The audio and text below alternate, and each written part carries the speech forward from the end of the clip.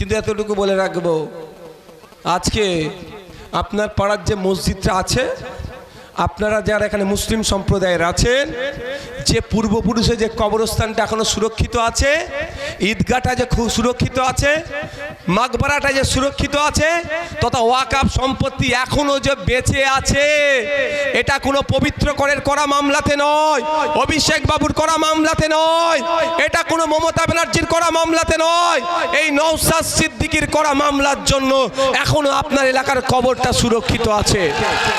আর আমরাই আবার বিজেপির দালাল হয়ে যাই। শুনতে খুব হাসি লাগে, বিজেপি আইন করে ওয়াকফ সম্পত্তি কাটতে চাইছে, আর বিজেপি নাকি নওশাদ সিদ্দিকীকে টাকা দিচ্ছে। আবার যে বিজেপি আমাকে টাকা দিচ্ছে, আমি ওই টাকায় আবার বিজেপির করা আইনকে আটকানোর জন্য সুপ্রিম কোর্টে গিয়ে মামলা করছি। বুঝতে পারছেন? এনআরসি সিএ করে দেশ থেকে তাড়িয়ে দেবে বলেছিল না, সিএ এর বিরুদ্ধে মামলাটা সুপ্রিম কোর্টে মমতা ব্যানার্জি করেনি। এটুকু মনে রাখবেন, সুপ্রিম কোর্টে 2019 সালে এই নওশাদ সিদ্দিকী গিয়েছিল, গিয়ে মামলা করেছিল বলে আপনাদের উপরে আঙুল তুলে তাকাবার সাহস পাচ্ছে না। কিন্তু টাকা ওরা দিচ্ছে, আবার ওদের টাকা নিয়ে ওদের আইনকে আমি আটকানোর জন্য সুপ্রিম কোর্টে যাচ্ছে। এটা পাগলও বিশ্বাস করবে? বলবো বলবো বলবো, ওটা তো মনে হচ্ছে, দেখো লিখে নিয়ে এসছে হাতে। যদি ভুলে যায়, 95% মুসলিমদের নাম বাদ এখানে, হ্যাঁ লিখে নিয়ে এসছি। যদি না ভুলে, আর যদি ভুলে যাই রিমাইন্ড দেবে। কি বলছি বুঝতে পেরেছেন? বিজেপি দালাল বলছে না, আমি প্রমাণ দিয়ে যাচ্ছি। এই যে চুটকে নেতা আছে আপনার পাড়ার, এদেরকে বলবেন এদের উপরের নেতা, তার উপরের নেতা, জেলার নেতাদের রাজ্যর নেতা, আবার নাকি সর্বভারতীয় নেতা। বলছে কি 2 টাকার পুঁইশাক, তার আবার ক্যাশ মোমো, সর্বভারতীয় নেতা। যাক, এখানে তৃণমূলের পতাকা দেখা যাচ্ছে তো, হ্যাঁ, ঘাসের ওপরে জোড়া ফুল, তাই তো? এই সিম্বলটা নিয়ে প্রমাণ করে দিচ্ছি বিজেপির দালালকে, বিজেপির গর্ভে কে জন্ম হয়েছে। আমি এখান থেকে চ্যালেঞ্জ করে যাচ্ছি, যদি এটা আমার ভুল প্রমাণ করতে পারে, আমি আমার প্রার্থীকে প্রত্যাহার করে নেব। ঠিক আছে? চ্যালেঞ্জটা এটাই। এই ফুল সিম্বলটা কিভাবে পেল? ঘাস ফুলের ওপরে যারা তৃণমূলের নেতারা যদি আমার মাইকের আওয়াজ শুনতে পান, বা যদি ভিডিও পরে দেখেন, তারা আমার ভিডিওটা শুনবেন, বা এখন যেটা বক্তব্য দিচ্ছি বিরোধী নওশাদ হিসাবে শুনবেন না।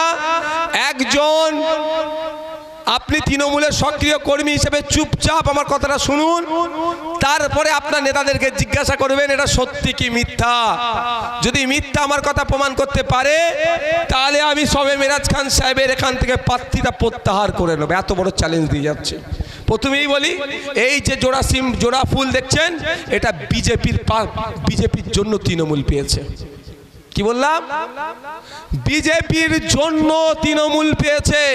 1998 সালে তৃণমূলের যে দলটার যে জন্ম হয়েছে, এই দলটার যারা জন্ম দিয়েছে সেই রাজনৈতিক দলটার নাম হচ্ছে বিজেপি।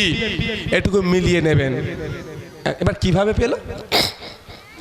সিম্বল রিজার্ভ করার জন্য একাধিক ক্রাইটেরিয়া আছে। ফার্স্ট ক্রাইটেরিয়া হচ্ছে 6 ফ্রি সিম্বল থেকে নিতে হবে আপনাকে। আমি যতটুকু জানি, যখন এই জোড়া ফুল ছিল, ফ্রি সিম্বলে জোড়া ফুল ছিল না, তাহলে পেল কি করে? প্রশ্ন থাকবে না? ফ্রি সিম্বলে যেমন খামটাকে আমরা তৈরি করে দিয়েছি, দুনিয়ার ফ্রি সিম্বল আছে, ওর থেকে আমরা খামটাকে পছন্দ করে নিয়েছি। তেমন ওই ফ্রি সিম্বলের মধ্যে জোড়া ফুল ছিল না, তাহলে পেল কি করে জোড়া ফুল? একটা প্রশ্ন। দ্বিতীয় হচ্ছে, এই সিম্বলকে রিজার্ভ করতে গেলে 6% ওপরে ভোট পেতে হবে, হয় 5 নালে 6% ওপরে ভোট পেতে হবে, অথবা 2টো এমএলএ লাগবে।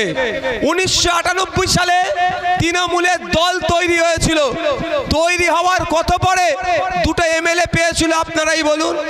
1998 ইলেকশনে পেয়েছিল, 2001 ইলেকশনে পেয়েছিল, 2004 ইলেকশনে পেয়েছিল, তাই 3টে নির্বাচন পার হয়ে গেল।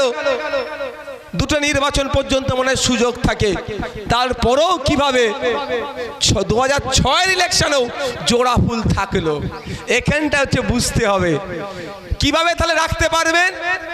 আমরা আইএসএফ যদি চাই, আমাদের পক্ষ থেকে সিম্বল একটা দিলে, যেটা আমরা লড়াই করব, তাহলে কোনো একটা সর্বদলীয় রাজনৈতিক দলকে রেকমেন্ডেশন দিতে হবে যে এই আঞ্চলিক দল এই সিম্বলে লড়াই করতে চাইছে, একে এই সিম্বলটা দেওয়া হোক। তার আঞ্চলিক দল তৃণমূল কংগ্রেস এই সিম্বলে লড়াই করতে চাইছে বলে নির্বাচন কমিশনকে জানিয়েছিল, কিন্তু প্রশ্ন এখানে কোন সর্বভারতীয় দল রেকমেন্ডেশনটা দিয়েছিল যে জোড়া ফুল চিহ্ন নিয়ে তৃণমূল লড়াই করলে ওদের দেওয়া হোক? সেই দলটা কে? সেই দলটা শুভেন্দু বাবু বর্তমান যে দলে আছে, বিজেপি রেকমেন্ডেশন করেছিল বলে তৃণমূল সিম্বলটা পেয়েছিল। তাহলে আপনি কোথায় হাত দেবেন? আপনি বিজেপিতে হাত দেবেন না কেন? সাম্প্রদায়িক দল। বিজেপিকে হাত দেবেন না কেন? প্ল্যান করে এই নন্দীগ্রামের যে নামটা ডিলিট হয়েছে, 95% নাম মুসলমানের। আমি দায়িত্ব নিয়ে বলছি, এটা বিজেপি তৃণমূলের প্ল্যান, আর নির্বাচন কমিশনকে শুধু সামনে রেখেছে। তাহলে বিজেপিকে ভোট দেওয়া যাবে না আমাদের? এই বাংলার সম্প্রীতি, এই নজরুলের বাংলা, রবি ঠাকুরের বাংলা, এই বাংলাকে তারা আজকে ধ্বংস করতে চাইছে। এই বাংলার একই উঠোনে কে হিন্দু কে মুসলমান আমরা কোনোদিনই ভাবতাম না, বসে আড্ডা দিতাম, সেই বাংলাকে আজকে বিষিয়ে তুলছে এই বিজেপি। সুতরাং যে পদ্ম ফুলে হাত দিবার কোনো প্রশ্ন আমাদের থাকছে না। কিন্তু প্রশ্ন এখানে আমার থেকে যায়, তাহলে কোন ফুলে হাত দেবেন? বলছে কি কেন জোড়া ফুল? তো জোড়া ফুলের জন্ম তো পদ্ম ফুলই দিয়েছে অপশন হিসাবে। যেখানে আমাকে ভালো লাগবে না তো ওকে নেবে। মানে আপনার এখানে টুর্নামেন্ট হয়তো নাকি, হ্যাঁ খেলা টেলা হয়তো, কাউন্সিলের টিম থাকলে তাকে হারাতে পারে, যত ভালোই টিম করেন না কেন। হ্যাঁ আমিও ভাই এখানে মেদিনীপুরে অনেক খেলে গেছি ভলিবল টুর্নামেন্ট। হ্যাঁ ঠিক আছে, কি বললাম? কাউন্সিলের টিম থাকলে, গোপীবল্লভপুর ওটা অবশ্য ঝাড়গ্রামপুরতে পড়ছে, কাউন্সিলের টিম ছিল, দুবার করে ফাইনাল খেলতে হয়েছে আমাদের, বুঝতে পেরেছেন? বলছে না এবার ফাইনাল হয়নি, এর পরেরটা হবে। যাক সে প্রসঙ্গে যাচ্ছি না, দুটোই তো কাউন্সিলের টিম। এদের গোডাউন এক জায়গায়, সুরম আলাদা। বিজেপি তৃণমূলের গোডাউন হচ্ছে নাগপুর, সুরমটা শুধু আলাদা আলাদা করে রেখেছে। তাই বিজেপির পদ্ম ফুলের পরিবর্তে কোন সিম্বলে আপনি হাত দিতে চাইছেন? জোড়া ফুলে। ওর জন্ম তো পদ্ম ফুলই দিয়েছে, তাহলে ওটাকে প্রত্যাখ্যান করতে হবে না, আমি আপনাদের উপরে ছেড়ে দিলাম। আর গুটি কয়েক কথা বলবো। একদিকে পদ্ম ফুল আর জোড়া ফুল, যে নারী সুরক্ষা নিয়ে কথা বললেও দেখা যায় নারীদের অত্যাচারে সব থেকে বেশি যদি এগিয়ে থাকে বিজেপি পরিচালিত রাজ্যগুলো, উত্তরপ্রদেশ, রাজস্থান, এই ধরনের রাজ্যগুলো। আর পশ্চিম বাংলায় নারীদের বলছে রাত 8টার পরে নাকি কাজ থেকে আর ফিরতে পারবে না।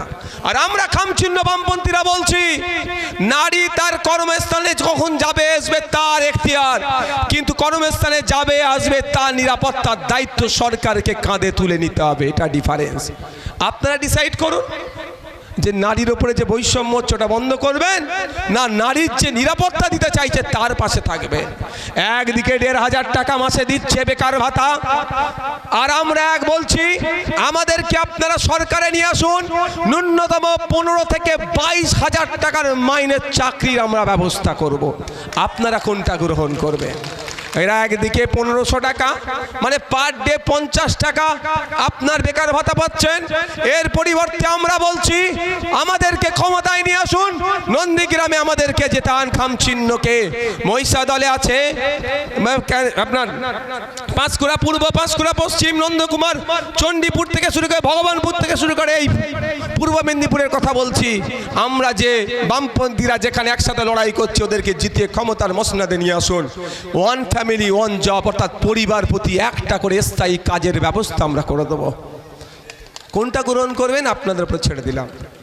1,500 টাকা মাসে নেবেন, না মাস গেলে 15 থেকে 22,000 টাকা ইনকাম যেমন থাকছে একটা, আর একটা কি থাকছে? ওয়ান ফ্যামিলি ওয়ান জব, প্রতি পরিবার থেকে একজন করে স্থায়ী কাজের ব্যবস্থা আমরা করব। কোনটা গ্রহণ করবেন আপনাদের উপরে ছেড়ে দিলাম। কোনটা গ্রহণ করবেন? রমজান মাসে হিজাব টেনে বা দুর্গা উৎসবের সময় ফেতে কেটে বক ধার্মিক সাজা, না যারা ধর্ম পালন করছে ধর্ম পালনে কেউ বাধা না দিতে পারে, সঠিকভাবে যাতে ধর্ম পালন করতে পারে তাদের সার্বিক নিরাপত্তা দরকার, আমরা সে দাবি করছি। কোনটা গ্রহণ করবেন আপনাদের উপর নির্ভর করছে। আমার কাছে বেশ কয়েকটা পয়েন্ট দিয়েছে এর উপর একটা আলোচনা করার জন্য।